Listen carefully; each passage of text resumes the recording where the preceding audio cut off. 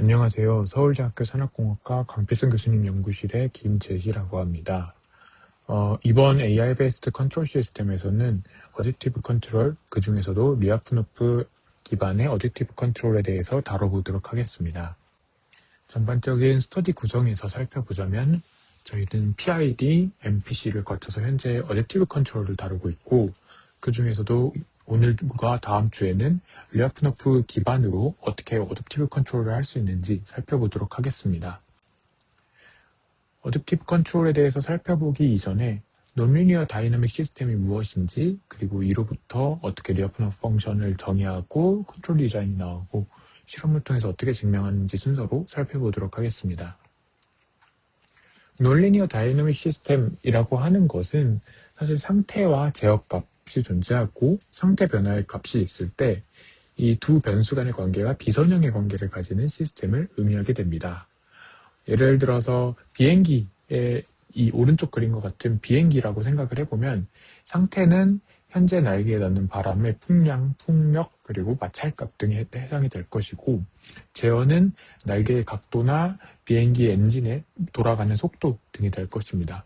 그러면 현재 상태에서 특정 제어가 가해졌을 때 발생하는 상태 변화가 해당 시점의 비행기 이동량일 텐데, 이 이동량이 상태의 선형적이지도 제어의 선형적이지도 혹은 상태와 제어의 코에피션트의 선형적이지도 않다면 이 비선형 방정식이라는 특성으로 인해서 이를 추정하거나 최적화하는 것이 매우 어렵게 됩니다. 왜 이게 어려운지 조금 더 자세히 살펴보자면, 현재 상태인 XT가 있을 때 X.은 이 현재 상태로부터 UT를 했을 때 변화량에 해당이 되게 됩니다. 근데 이 현재 상태인 XT는 시간에 따라 변화하는 상태입니다. 즉, 이미 어떤 제어값을 가하지 않더라도, 즉 비행기의 날개 각도나 이런 것들을 변화하지 않더라도 변동이 발생하게 되는데, 여기에다 더불어서 시간에 따른 제어 입력까지 더해지게 된다면, 즉 여기서 XT가 변화하는 거에 맞춰서 UT를 주어지게 되고, 그러면 이 XT와 UT의 조합을 통해서 어떤 비선형 결합이 발생을 하면 이거를 추정한다는 것은 정말 어려운 일이 돼버립니다. 이때 XT는 이와 같이 4가지 변수로 구성되어 있다고 생각을 해볼 때 UT는 2가지, 다시 X.은 다시 4가지 변수로 구성이 된다라고 생각을 해주시면 되겠습니다. 이런 Control of Five Non-Linear Dynamic System이라고 하는 것은 기존에 앞서 설명드렸던 Non-Linear Dynamic System의 Control of Five이라는 요소가 발전된 방식입니다. Control of Five는 단순하게 얘기하면 Non-Linear Dynamic System을 풀기에는 너무 어려우니 상태 변화량을 시스템 내재 변화량과 분해한 것이라고 생각을 해볼 수 있습니다. 즉, 원래는 X의 변화량, X 자체의 변화량, 그리고 X에다가 어떤 제어값이 있어서 발생하는 변화량은 얽혀 있고, 이는 매우 복잡한 비선형 함수로 구성이 되어 있지만, 이를 조금만 단순화하고자 시간에 따라 변화하는 상태 변화량은 제어 변수와 독립적으로 만들고, 제어 입력으로 인해서 변화하는 것은 G라는 새로운 함수를 도입해서 이 함수를 통한 Control of Fine으로 구성을 하고 있습니다. 시간 변화에 의해서 발생하는 상태 변화량은 비선형 함수 형태가 여전히 유지되고 있는데요. 왜냐하면 F함수 자체가 비선형이기 때문입니다. 이 상태 변화량을 산출하는 것은 여전히 비선형 함수를 풀어야 되기 때문에 산출하기가 어렵고, 더군다나 우리가 어떤 함수로 구성이 되어 있었는지 원본 함수를 알 수도 없는 상황입니다. 여기까지 와서 다시 생각을 해보면 우리가 특정하고 싶은 건 현재 상태 X에서 U라는 제어 입력이 가해졌을 때의 변화량이지만, 이는 사실 매우 복잡하게 구성되어 있고, 이를 2가지로 분해해서 FXT 같은 경우에는 시간에 따라 다 변화하는, 즉 어떤 입력이 없어도 자연스레 발생하는 변화량이고, 이는 비선형 함수로 구성이 되어 있어서 풀기 어렵고, 오른쪽에 있는 G로 구성되어 있는 항은 현재 시점의 어떤 상태에 대해서 제어값이 영향력을 주는 것에 대해서 선형 매핑을 시켜주기 위해서 G라는 함수가, 선형 함수가 구성되어 있는 것을 알 수가 있습니다. 그럼 우리가 풀기 어려운 이 F값을 최적화적으로 생각을 해보면, 최적화 분야에서는 당연히 풀기 어려운 함수나 풀기 어려운 목적값들은 어프록시메이션을 하게 됩니다. 그래서 어프록시메이션을 할 때 여러 가지 방법론이 있지만, 가장 단순하면서도 범용적으로 쓸 수 있는 건 결국에는 뉴럴넷이 될 것입니다. 이에 대한 이론적 배경으로는 우리가 많이 알고 있는 Universal Approximation Theorem을 이용하게 되는데, 이는 어떠한 고차원의 함수라 하더라도 무한대에 가까운 뉴런과 스토캐스틱 그레디언트 디센트 학습을 잘 하게 되면 충분히 근사할 수 있다라는 얘기입니다. 즉 우리가 알지 못하는 f라는 함수를 그냥 어떤 뉴럴넷을 통해서 근사를 해보겠다라고 생각을 해주시면 되겠습니다. 이때 어프로크시메이션 폼 자체는 뉴럴넷으로만 구성이 되어 있지는 않고요. 보시게 되면 뉴럴넷 두 가지 2층의 뉴럴넷으로 구성이 되어 있다라고도 볼 수 있겠네요. 보시게 되면 왼쪽에 있는 아우터 레이어와 여기 보이죠? W에 해당하는 아우터 레이어와 HXT에 해당하는 안쪽 레이어로 구성이 되어 있습니다. 이때 이너 레이어 같은 경우에는 스토캐스틱 디센트를 통해서 학습이 되는 뉴럴 네트워크고 이 역시 마찬가지로 리니어와 넌리니어 액티베이션으로 구성이 되어 있습니다. 거기에 추가적으로 리아프노프 펑션이라고 하는 저희가 이후에 다룰 어떤 함수를 통해서 최적화되는 매트릭스인 아우터 펑션도 존재하게 됩니다.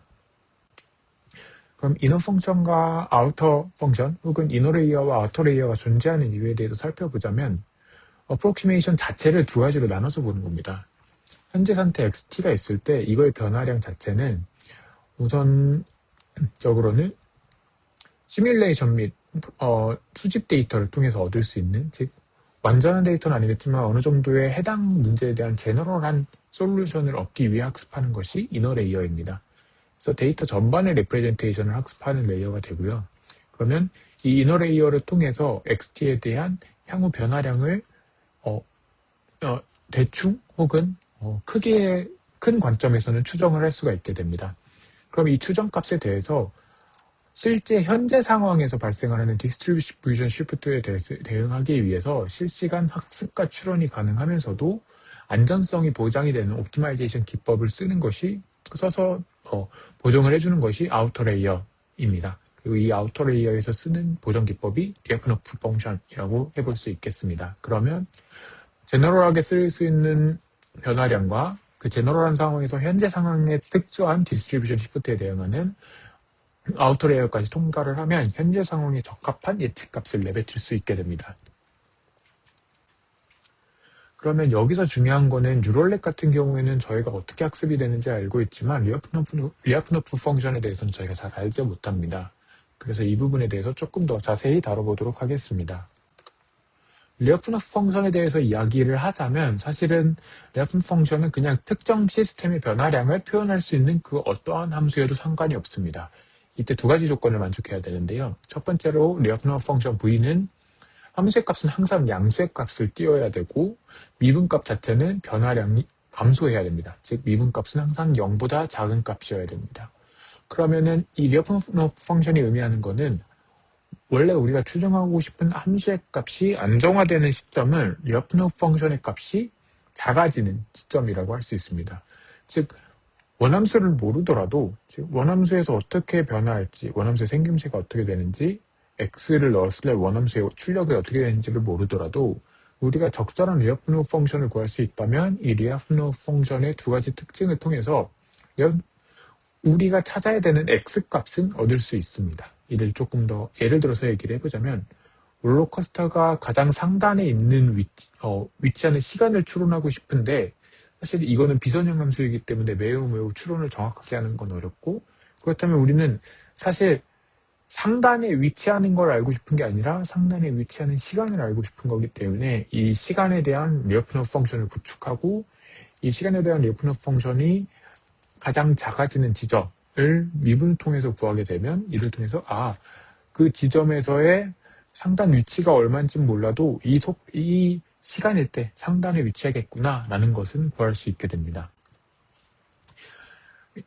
이를 좀 더 자세한 얘기로 보면 조금 이해가 쉬운데요. 만약에 가장 널리 쓰이는 리아프노프 펑션 중 하나는 이런 식으로 구성이 되어 있습니다. 그래서 리아프노프 펑션을 그냥 코스트 펑션이라고 생각을 해볼 수도 있는데요. 즉 리아프노프 펑션을 최소화하는 것이 우리의 목표가 됩니다.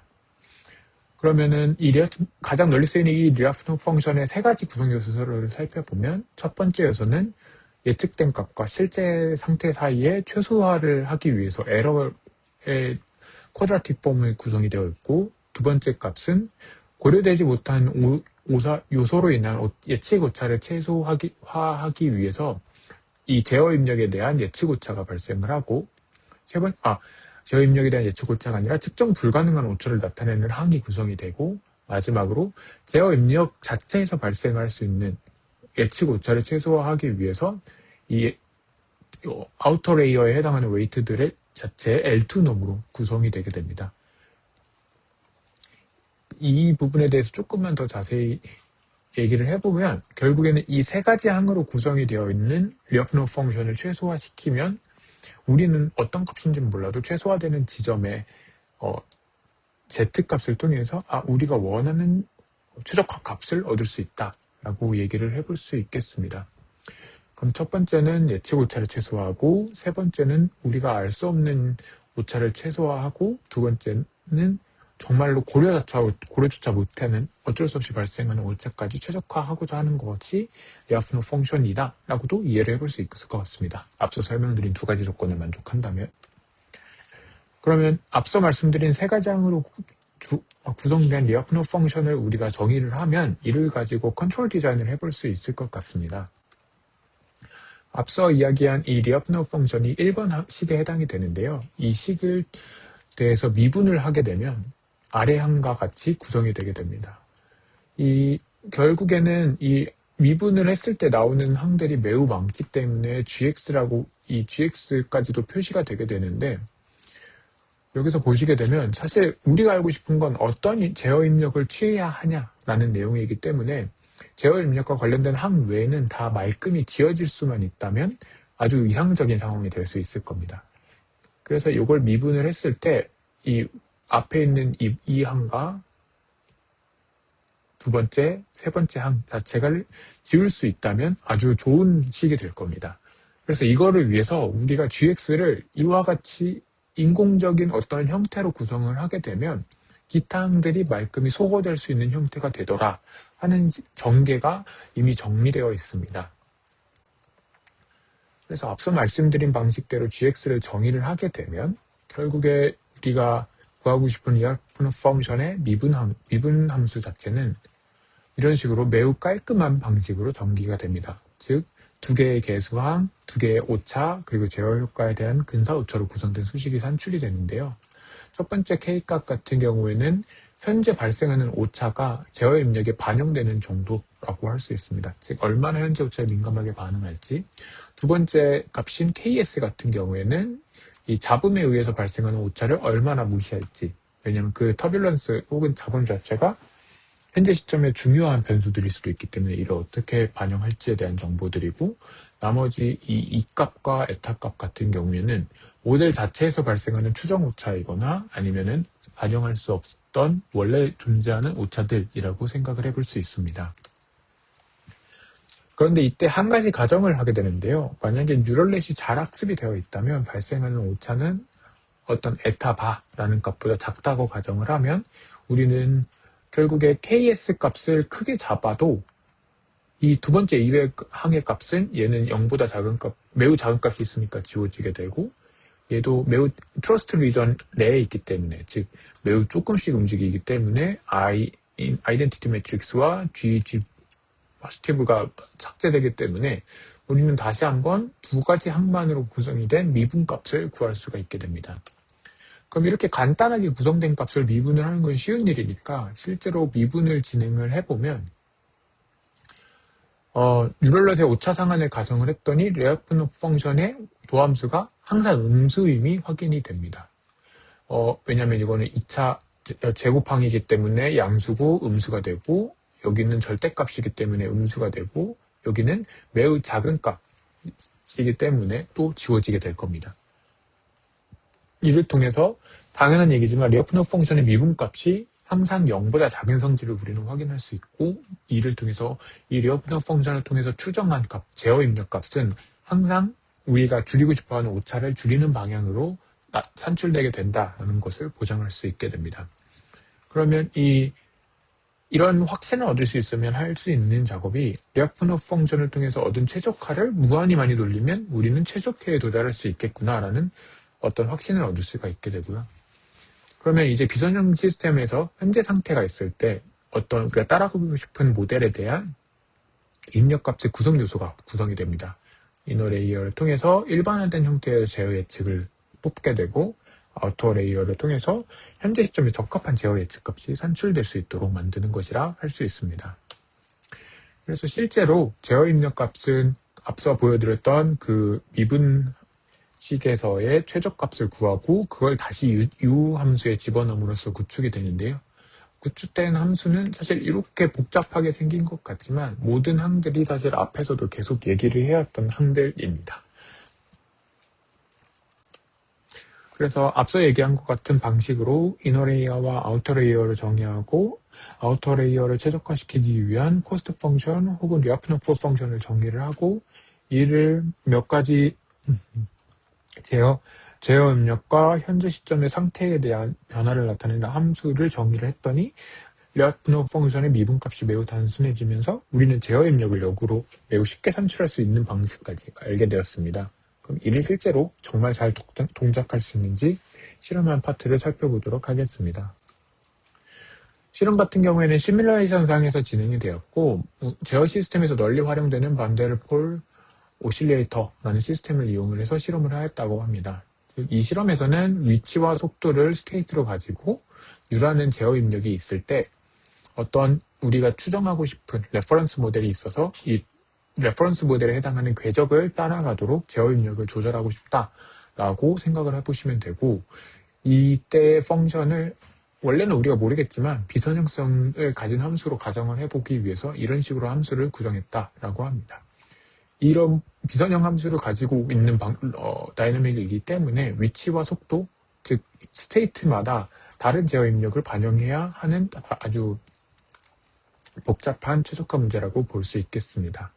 그리고 이때 시뮬레이션을 통해 수집한 데이터를 통해서 프라이어 혹은 범용적으로 쓸 수 있는 이너 레이어를 사전 학습을 먼저 시켜놓고 진행을 하게 됩니다. 베이스 익스페리먼트 같은 경우에는 아우터 레이어의 웨이트가 어떻게 변화하냐라는 점을 보고 있습니다. 변화값 자체를 보면 여기 빨간 수직선 자체가 이너 레이어의 학습을 다시 시작한 값이고 검은색 레이어가 이너 레이어의 학습이 종료된 값입니다. 즉 처음에 프리트레인이 되어 있고 그 값을 이용해서 아우터 레이어를 리아프노프 펑션을 통해서 최적화를 시켰고 최적화가 됐으니 다시 이너 레이어를 잘 구성할 수 있지 않을까 하면서 기존의 이 처음 시점에 수집한 데이터를 통해서 다시 이너 레이어를 최적화시키고 그 이후에 다시 아우터 레이어를 최적화하는 번갈아 가면서 학습시키는 방식으로 이루어지게 됩니다. 근데 보시게 되면 처음에 사전학습만 조금 진행되더라도 리아프노프 펑션을 통해서 디스트리뷰션 시프트에 어느 정도 대응이 가능한 걸 볼 수가 있고 이는 아우터 레이어가 아주 빠르게 학습이 될 수 있는 리아프노프 펑션을 기반으로 하기 때문에 잘 업데이트가 되기 때문이라고 볼 수도 있겠습니다. 또 학습이 진행이 되면서 점차적으로 안정된 웨이트로 어느 정도 수렴이 되는 걸 확인을 해볼 수 있고 특히나 제어 입력의 값이 매우 주기적성을 띠도록 즉 어떤 실제 함수를 제대로 풀어낸 것과 같은 효과를 나타내는 것을 확인해 볼 수 있습니다. 특히 두 번의 재학습 이후에는 아예 아우터 레이어도 수렴을 하게 되면서 실제 제어 결과물을 보더라도 우리의 레퍼런스랑 아예 일치하는 즉 파란색과 빨간색 선이 아예 겹쳐져 있는 모습까지도 확인을 해볼 수 있었습니다. 그럼 이를 가지고 트랜스퍼 러닝이나 랜덤 이닛이 어떤 영향을 미치는지를 살펴보겠는데요.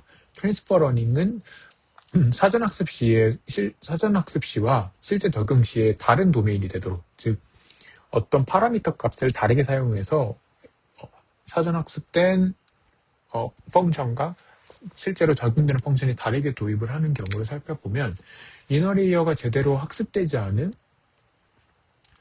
시점임에도 즉 트랜스퍼 러닝이기 때문에 이너 레이어가 제대로 반응을 못하는 시점임에도 리아프노프 펑션을 통해서 잘 보정을 하는 것을 확인해 볼 수가 있고 이너 레이어가 업데이트됨에 따라서 훨씬 더 안정화되는 것도 확인할 수가 있습니다.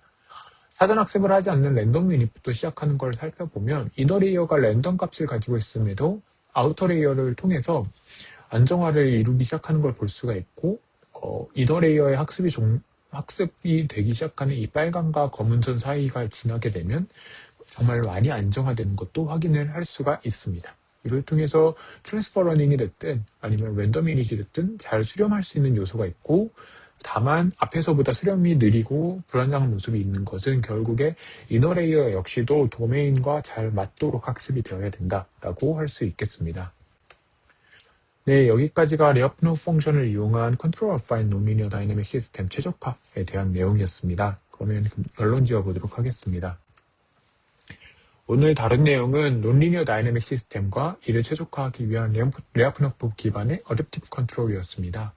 논리니어 다이내믹 시스템이라고 부르는 것은 결국에 매우 복잡하며 전체 그림을 파악하기 어려운 시스템이기 때문에 현실 상황에 다수에 존재한다 하더라도 기존의 자율제어 방법론 적용이 불가능한 한계점이 있었습니다. 왜냐하면 그 시스템에 대한 방정식 자체를 탈출할 수 없을 정도로 복잡하기 때문인데요. 이를 제어할 수 있는 것이 결국에는 어프록시메이션으로 접근을 하는 리아프노 베이스드 어댑티브 컨트롤이었습니다. 결국에는 리아프노 펑션을 통해서 안정화된 입력 제어 값을 유도를 하고 이때 트러스트로 이전 내에서 움직임으로써 안정화가 된다라는 것도 확신을 가지게 됩니다. 또한 이너와 아우터 레이어를 통해서 제너럴한 관점에서의 도메인 그리고 현재 스페시픽한 디스트리뷰션에 적합한 도메인까지도 모두 반영할 수 있는 자율제어 방법론임을 확인할 수 있었습니다. 네, 지금까지 리아프노프 기반의 컨트롤 시스템에 대해 다뤘습니다. 감사합니다.